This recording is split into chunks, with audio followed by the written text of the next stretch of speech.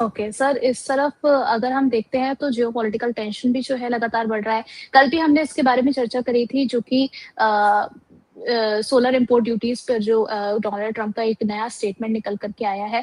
आपको ऐसा लग रहा है सर, जो डोमेस्टिक डिमांड है, उस पर इसका जो प्रेशर है वो हमें और ज़्यादा फ़ील होता हुआ नज़र आएगा? क्योंकि कंपनीज़ का तो ये स्टेटमेंट है कि डोमेस्टिक डिमांड जो है वो अच्छी खासी बनी हुई है और ये जो है इस प्रेशर को जो है अब्ज़ॉर्ब कर लेगी। बिल्कुल, देखिए डोमेस्टिक डिमांड नहीं इस तरीके से कोई प्रॉब्लम में आएगी, वो तो जो एक्सपोर्ट्स हैं वहाँ पे आपको कंस्ट्रेंट्स देखने को मिलेंगे। अभी आप जो बात कर रही हैं बारी एनर्जीज़ की बात कर रही हैं, जिन्होंने क्लियर केस ये कहा था कि वो उस एम्बिट में नहीं आते हैं, जहाँ पे आपको पूरा का पूरा ये एक टैक्सेशन का नया प्रॉब्लम आता हुआ दिखा है। बट बात घुमा-फिरा के वहीं पे आ जाती है, Donald Trump being Donald Trump, उनको अगर ये पता लग जाता है कि हाँ, यहाँ से डेंट नहीं आ रहा है, तो वो नए स्पेस में भी कुछ ना कुछ और अनाउंसमेंट्स लेकर आ जाएँ। तो अभी for the time being yes the stock is recovering, but हाँ, जो भी ऐसे एक्सपोर्ट एक्सपोज़र लेके बैठे हुए हैं, उनसे दूरी बना के रखना ही सही होगा। और आज एक और पीक पॉइंट इम्पोर्टेंट निकल के आ रहा है कि जिस तरीके से आप देखें, आज ईरान की भी एक मीटिंग है, क्या निकल के जी। आता है? अगर वहाँ पे कोई चीज़ ठीक होती है तो ठीक है, अदरवाइज़ कल सुबह हम फिर बैठे होंगे नए जियोपॉलिटिकल टेंशन के साथ, डोनाल्ड ट्रम्प साहब के नए ट्रुथ सोशल के अनाउंसमेंट्स के साथ, और हो सकता है एक पेंट अप मूवमेंट क्रूड में भी देखने को मिल जाए। तो बहुत एम्बिग्विटी है। चलिए ठीक है, तो यहाँ पर कुछ स्टॉक स्पेसिफिक बातचीत भी कर लेते हैं। सबसे पहले हम बात कर लें इटर्नल की। यहाँ पर सर 8th ट्रेडिंग सेशन में भी जो है यहाँ पर एक लंबी गिरावट हम देख रहे हैं। अब आगे हम थोड़ा समझना चाहेंगे, क्या करेक्शन जो है वो और ज़्यादा बाकी है या फिर यहाँ पर कुछ अपॉर्च्युनिटी बनते हुए आप देख रहे हैं? देखिए, आई वेरी क्लियरली रिमेंबर हमारी स्टार्टिंग में भी बात हुई थी इस वीक में एटर्नल को लेके, और continuously I was talking about the fact कि एक ट्रांज़िट भी देखने को मिल रहा है, वैल्यूएशन डिस्कम्फर्ट भी देखने को मिल रहा है, और जिस तरीके से अभी आप देखिए इस स्पेस में ना और भी नए एंट्रेंट्स का एक टेंशन ज़रूर देखने को मिल रही है। स्विगी ने कुछ-कुछ अपने बिज़नेसेस अभी बंद भी किए हैं, quick delivery and everything.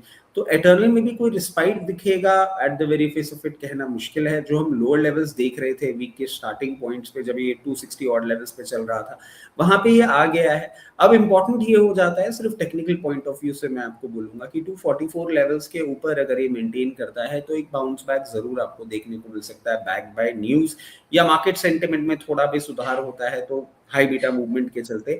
Otherwise अगर ये 244 के नीचे सस्टेन करता है, आपको कोई न कहीं बढ़ता हुआ दिखेगा, और 224 भी एक ऐसा सपोर्ट होगा जहाँ पे ये आपको कहीं थमता दिखेगा। चलिए ठीक है, तो इटर्नल को लेकर के ये सलाह आप कंसीडर करके चल सकते हैं, जितने भी हमारे दर्शक हैं। नेक्स्ट हम बात कर लेते हैं तेजस नेटवर्क की। यहाँ पर एक अच्छा रॉकेट इस स्पेसिफिक स्टॉक के अंदर हमें लगता हुआ नज़र आया है सर। आपको क्या लगता है सर, तेजस के लिए जो रैली हम देख रहे हैं वो सस्टेनेबल है और आगे ये कंटिन्यू रहेगी, या फिर शॉर्ट टर्म सेंटिमेंटल रैली हम इसको कंसीडर करके चल सकते हैं?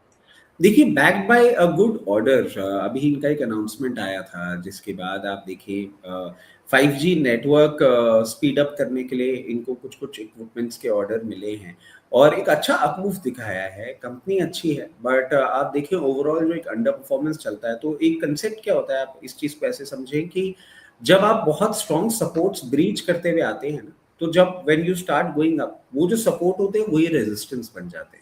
ये बात मैं आपको क्यों बोल रहा हूँ, क्योंकि ये अपमूव ज़रूर आपको कंटिन्यू होता हुआ दिख सकता है, बट 376 लेवल्स बहुत इंपॉर्टेंट है। जो इसकी 50 डे मूविंग एवरेज है, अभी at the very face of it उसको ऊपर मेंटेन करता हुआ ये नहीं दिख रहा है मुझे। दो तो स्टॉक इज गुड, और अगर आपके पास पोजीशन है तो बने रहें, बट अगर आप ट्रेडिंग बेट कहीं भी ढूंढ रहे हैं तो इन लेवल्स पे रिस्क रिवॉर्ड रेशियो बहुत ज्यादा कंफर्टेबल नहीं देख पा रहा हूँ। 376 पे सप्लाई आएगी, उसको ब्रीच करेगा, उसके बाद आपको हाई लेवल जरूर देखने को मिलेंगे, जो कि 424 और फिर 448 तक भी जा सकता है।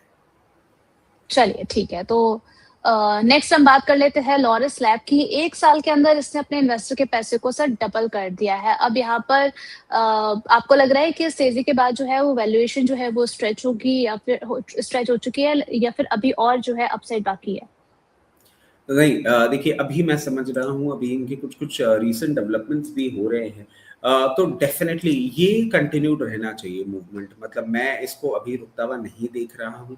जिस तरीके से पोजीशन है कोई बड़ी बात नहीं, आपको 1-2 दिन 4 दिन में 1128 के लेवल्स भी दिखा दे और उसके बाद सस्टेन करते हुए आने वाले कुछ महीनों में आपको ये 1200 प्लस भी जाता हुआ दिख सकता है। यहाँ पे एक सेंस ऑफ कंफर्ट है। चलिए, यानी कि लॉरस लैब जो है, जो तेज़ी इसमें देखने को मिली है, आगे हम यहाँ पर रैली कंटिन्यू होते हुए देख पाएँगे। नेक्स्ट हम बात कर लेते हैं येस बैंक की। आईडीएफसी फर्स्ट बैंक के बारे में कल हम बातचीत कर रहे थे सर, वहाँ पर भी जो है एक टेंशन बनी हुई थी और यहाँ पर आज येस बैंक को लेकर भी न्यूज़ आ गई है कि multi currency prepaid forex card पे जो है एक सस्पिशियस ट्रांज़ैक्शंस यहाँ पर अटेम्प्ट डिटेक्ट किए गए हैं। अब आगे सर आपको लग रहा है कि इस खबर की वजह से जो है वो कहीं न कहीं जो ट्रस्ट वाला जो पोर्शन होता है, वहाँ पर एक पैनिक क्रिएट होता हुआ नज़र आएगा?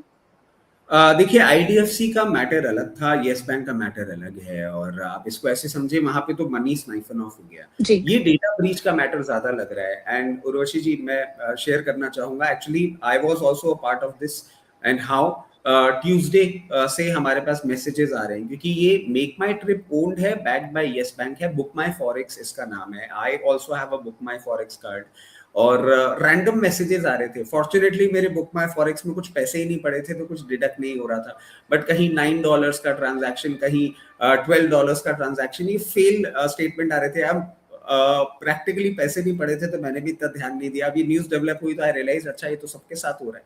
तो हाँ ये प्रॉब्लम है, बट अभी देखना ये होगा कि प्रैक्टिकली इतना ज्यादा बीटन डाउन है ये काउंटर, और अगर आरबीआई की तरफ से कोई बहुत स्ट्रॉन्ग स्टेटमेंट या कोई पीनल एक्शन नहीं आता है तो आई डोंट थिंक ये कोई बहुत बड़ी प्रॉब्लम है। डेटा ब्रीच कई कबार हो जाता है, यस सिक्योरिटी को लेके क्वेश्चन है विच they will work upon.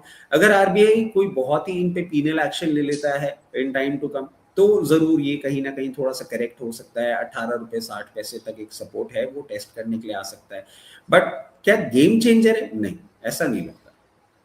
Okay sir, तो यहाँ पर अगर किसी की अभी अगर ऑलरेडी बने हुए हैं यहाँ पर तो बने रह सकते हैं, या फिर अगर थोड़ा-सा पैनिक की कंडीशन आते हुए देख रहे हैं हम, अगर एंटिसिपेट करते हुए चले तो क्या एग्ज़िट करना सही स्ट्रैटेजी होगी? देखिए एग्जिट नहीं, क्योंकि अगेन मैं आपको बोल रहा हूँ ये दो अलग-अलग चीज़ें हैं। मतलब आईडीएफसी तो मैनेजमेंट वाज़ इन्वॉल्व्ड या नहीं था, स्टाफ वाज़ इन्वॉल्व्ड नहीं था। अभी बहुत सारी चीज़ें डेवलप हो रही हैं, कुछ-कुछ पैसा भी ये दे रहे हैं, वहाँ पैसा साफ हो गया। यहाँ तो आप इसको ऐसे समझिए ना कि येस बैंक में वो सिचुएशन नहीं है। येस बैंक में एक डेटा ब्रीच हुआ है और मतलब आप समझने की चेष्टा करिए कि एक तो आप मेरे पास कोई सामान देके चले गए थे और मैंने उसमें से ही चोरी कर ली, और एक आप मुझे सामान देके गए थे और कोई आया मेरे पास और मुझे मारपीट करके अगर सामान लेके चला गया, तो there are two different situations all together. You can not question my trust, you cannot question my intention behind it if something of this sort happens। तो येस बैंक की अभी स्टोरी एक बार अनवाइंड होने दीजिए, जिनके पास पोजीशन है मेरे हिसाब से आप बने रह सकते हैं। कोई इतनी बड़ी प्रॉब्लम नहीं है जितना बड़ा अभी हम इस पे कोई रिएक्शन दें। चलिए ठीक है। नेक्स्ट हम बात कर लेते हैं चोलामंडलम इन्वेस्टमेंट की। यहाँ पर हम देखें तो एक इंटरनल ओनरशिप सेटलमेंट देखने को मिला है और इस न्यूज़ के बाद में जो है स्टॉक 2.5% डाउन होते हुए नज़र आया है। सर ये जो रीशफल हुआ है इसकी वजह से आगे कुछ इम्पैक्ट आते हुए हम और देखेंगे? नहीं देखिए ऐसा नहीं लगता मुझे कि कुछ बहुत ज़्यादा आपको एक इम्पैक्ट आता हुआ दिखेगा। अभी जिस तरीके से ये बिहेव कर रहा है ये अपनी नॉर्मल जो ट्रेंड है उसी को फॉलो करेगा। ये भी एक गेम चेंजिंग स्टोरी नहीं बनती हुई मुझे दिख रही है। ओके। यहाँ पर आज सबसे ज़्यादा ट्रेंड में चल रहा है एनवीडिया, इसके भी नतीजे आए हैं क्वार्टर 4 में। अगर हम देखें तो रेवेन्यू में $68.1 बिलियन का जो है वो ग्रोथ देखने को मिली है। ग्रॉस मार्जिन भी इम्प्रूव हुआ है 75% का। सर आपको लग रहा है कि 75% का जो ग्रॉस मार्जिन है वो आगे सस्टेन रह सकता है, या फिर जिस तरीके से कॉम्पिटिशन बढ़ रहा है तो यहाँ पर एक प्रेशर आएगा आने वाले टाइम में? नहीं देखिए at the very face of it Nvidia जिस तरीके से पोजीशनड है, हम एक चीज समझ लेते हैं इसको ऐसे कि चाहे आप आईटी से करें या एआई से करें, काम आपको सॉफ्टवेयर्स के करने ही हैं, और अगर वो करने हैं तो जो आपको हार्ड साइड जो है, जो हार्ड ड्राइव और ये सब और चिपसेट वाली जो कंपनी है एनवीडिया, मैं समझता हूँ हाँ अभी ये जो मोमेंटम है ये आपको बना रहता हुआ जरूर दिखना चाहिए, because the more data centres that you are creating globally इनकी डिमांड रहने वाली है, and they have very clear quality case chipset इनके साथ मुझे कोई डाउनसाइड आता हुआ अभी तो बिल्कुल नहीं लगता। चलिए ठीक है, अब यहाँ पर सर